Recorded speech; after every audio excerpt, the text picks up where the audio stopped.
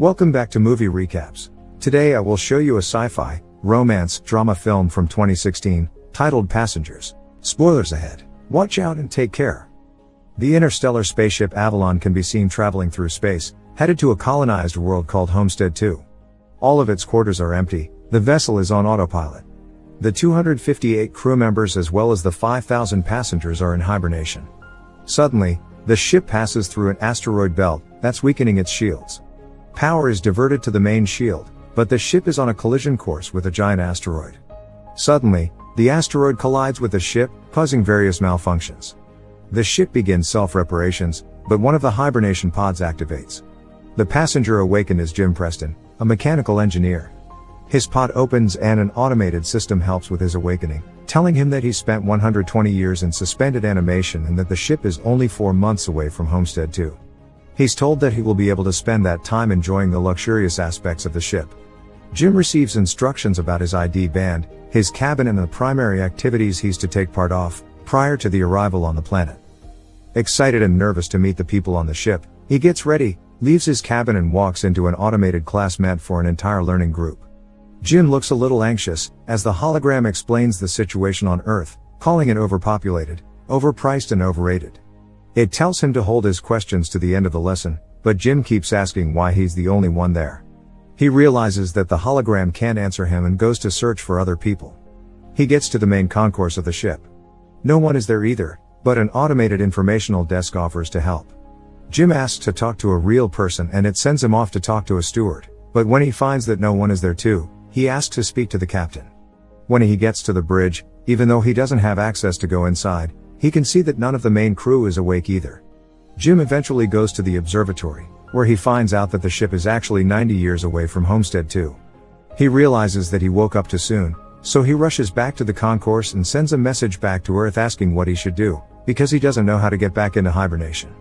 The communication system informs him that the overpriced call to Earth would take approximately 55 years to get an answer back. Jim is devastated. He walks around and finds the ship's bar, where he sees another person. As he's talking to the bartender, something seems strange about him. When he goes to get him a drink, Jim realizes that he's an android. It's called Arthur. Jim wants to find out more information from him, but he can't even explain to the android how it's possible for him to be there ahead of time.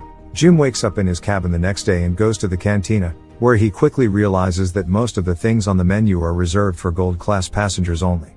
He gets his plain coffee and tries to figure out how to fix his hibernation chamber.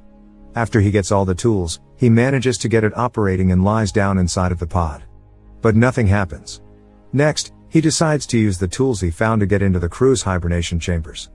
That doesn't work either. Small malfunctions happen around the ship. Jim keeps returning to the bar to drink, but mostly to talk to Arthur. The android gives him some advice that convinces him to break into one of the gold-class rooms and try to have some fun on the ship. Jim tries all the restaurants, the games, the entertainment system. But as time passes, he becomes even more miserable to be there alone. One day, he gets drunk and wanders around the hibernation pods, when he stumbles into an airlock with spacesuits designed for spacewalks. Jim gets into a suit and goes to the airlock, pushes a lever and then the button to release the airlock door.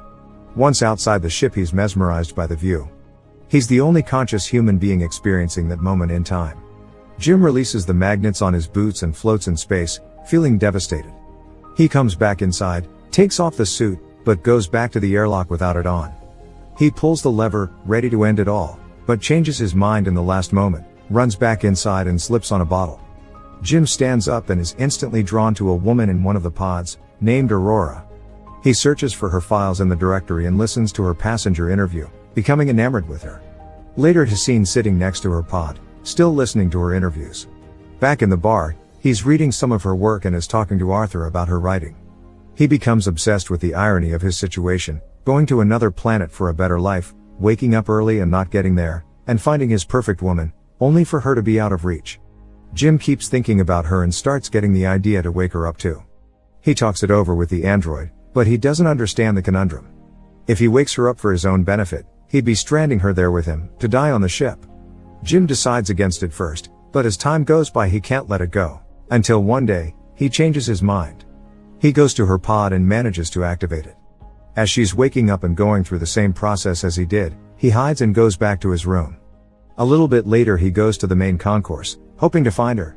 And there she is, just as confused as he was a year ago. Jim tells her they're the only ones awake and takes her to the observatory. Then he tells her that he can't get to neither the crew, nor the main commands of the ship. Aurora freaks out and wants to get back into her pod. When they get to it, Jim explains that there is no special equipment on the ship that can help them get back into hibernation, effectively telling her that they're stranded. They go back at the concourse and he tells her that she should rest, since she just came out of hibernation. She feels sorry for him, having to spend more than a year alone on the ship. Jim goes back to the bar, feeling regretful about what he did. He asks Arthur not to tell Aurora that he was the one that woke her up. The next day, Aurora wakes up. She goes back to the concourse and asks the automated info desk about the hibernation pods. Jim joins her there and they go to get breakfast. As they leave, the info desk has some sort of malfunction. In the cantina, Aurora realizes that Jim has been eating the same breakfast for more than a year and gets him one of the gold class menus. They talk about the possibility to fix the pods, but, unlike Jim, Aurora isn't ready to give up. She searches through the infirmary, then goes through research documents, eventually ending up at the crew's hibernation quarters trying to break the doors open. Jim notices more malfunctions throughout the ship. Sometime later, Aurora laments about her life on the Avalon. She writes, jogs around the ship and swims in the pool, becoming more and more aware of her situation. She goes to the cantina to interview Jim, thinking that his story might be interesting. She asks why he immigrated to the colony. Jim answers with slogans from the company first, but then further explains that he hopes that on the new world he could be somebody, he could build a life. Later, they end up in the observatory and Aurora finally shares her reason to be there. Unlike the other passengers on the ship, she has a round-trip ticket. Her idea was to go to Homestead to live there for a year and come back to Earth, to become the first journalist that has ever done that, writing the greatest story that ever was. Aurora slowly gives up on finding a way to fix their current predicament and Jim figures out a way to cheer her up. He takes her dancing, to the cinema, and to the basketball court. Lastly, he takes her to the bar to meet Arthur. She relaxes for a bit, until she remembers their situation. Jim is left alone with the android, feeling awful about what he's done to her. The next moment he's seen tinkering with something and in the other Aurora walks into the observatory to find a miniature of the Chrysler building he made for her. Sometime later, they go on a date at the bar. They have dinner and share stories about their lives. She tells him that her father died when she was a teenager. After the dinner, Jim takes Aurora to the airlock and they get into the spacesuits. They go out for a spacewalk together. Jim finally has someone to share that magnificent experience with. Jim switches off the magnets on their boots and they float together in space. They come back inside and immediately kiss, retreat to his cabin and sleep together. Soon after, they start living like a couple. Aurora moves into his cabin and writes about her life on the ship. They jog together, eat together, sleep together. Jim explores the ship further and finds the hydroponics bay. He brings Aurora flowers. One day the ship passes by a red giant and they go to the observatory to see it. It's Aurora's birthday, so later that night they celebrate it in one of the many restaurants on the ship and then the bar. Jim goes to the washroom and prepares the ring he made for Aurora, while she stays in the bar chatting with Arthur. The android tells Aurora that Jim woke her up intentionally, unaware that he was still to keep that a secret. Suddenly, Jim comes back and she confronts him in absolute disbelief. She runs away furious and panicked. Jim comes back to his cabin to find all her things gone. He runs into her in the cantina the next day, but the moment he speaks, she runs away. Aurora is desperate. One night she goes over to Jim's cabin, punching and kicking him, wanting to kill him. Talking to her over the comm because she keeps avoiding him, Jim tries to apologize and explain his actions to her. He tells her he fell in love with her, but Aurora doesn't care. She can't forgive him for taking her life. One night, as Jim is in his cabin, another malfunction happens. The ship faces a critical error and the main command shuts down. Later, he walks into the elevator and it malfunctions. Aurora walks into the main concourse and sees that Jim has planted a tree there. Then, she goes to the cantina, where the food dispensary is also malfunctioning. Suddenly, both of them hear the voice of the deck chief over the comms, asking who planted the tree.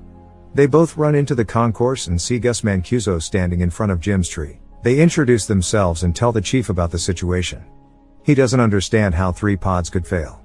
Mancuso takes them to the bridge and he discovers that there is something wrong with the ship, but the information on the systems has to be checked manually. When they leave the bridge, a robot almost falls on their heads and the two of them tell Mancuso that malfunctions have been happening all over the ship more frequently. He says that shouldn't happen, as he shows them how to collect the data. Mancuso checks on the pods, when Jim joins him there. He's figured out what happened with Aurora's pod. The deck chief finds what Jim did to be terrible. Later, he's at the bridge checking the collected data, when Aurora joins him. They talk about what happened with her pod, but he tells her that he can't do anything about it. Jim walks in with the 16th broken robot. Mancuso feels the hibernation sickness, so he goes to rest, but as he walks out, he coughs out blood. That night, Aurora can't sleep, so she goes for a swim. Suddenly there's gravity loss throughout the ship and she starts drowning as the water from the pool moves with her. The gravity drive resets and she barely makes it out alive. They both run into each other going to find Mancuso. The three of them are back at the bridge, slowly discovering what has been going on with the ship. Mancuso figures out that something happened 2 years ago, taking out a major system. They need to find and fix what has caused the failure, because the entire ship is trying to pick up the slack. If they don't fix it, the entire vessel will be stranded. They go to find the problem, but Mancuso faints, so Jim and Aurora take him to the infirmary. He's dying and there are no treatments that can stop it or prolong the time he has left. Sometime later, the three of them meet in the observatory and Mancuso gives Jim his ID bracelet, tells them to fix the ship and immediately perishes. Suddenly, the lights change to an alarming red and the ship starts shaking. Jim tells Aurora that he needs her help, and they run toward engineering, but there's another failure in the gravity drive. And immediately another one that afflicts Arthur as well. Jim deactivates him. They finally arrive in engineering and start looking for the problem. They find it in the power plant and as they open the hatch, Aurora gets sucked in. The asteroid has caused a breach in the hull in that area. Jim gets sucked in too, but he holds on to the hatch, as it keeps closing on him.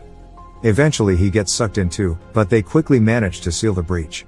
Instantly after fixing that problem, Jim realizes that there is more than one breach in the hull. The two of them follow the trajectory of the meteor and find that it has hit the reactor control computer. Jim thinks he can find replacement parts for it. They find the part and change it, but the process of venting the reactor still fails. They do it manually, but it fails again. Jim figures out that he needs to open the vent door from outside of the ship, so they can cool the reactor down. Both of them go to the airlock and as he's getting ready to go out, he gives Aurora Mancuso's bracelet, because he might not come back. She helps him with the suit and as he walks into the airlock she tells him to come back because she can't live on the ship without him. Aurora goes back to the reactor, where the temperature has hit critical heights. A bolt from the reactor propels into her arm, as Jim is getting closer to the vent from the outside and sees the door. The temperature rises in the reactor room, while he is trying to bypass the vent door to open it. He soon realizes that he'll have to manually hold the door open so the reactor can vent and he tells Aurora. She doesn't like the plan, but he goes ahead with it and tells her to vent the reactor.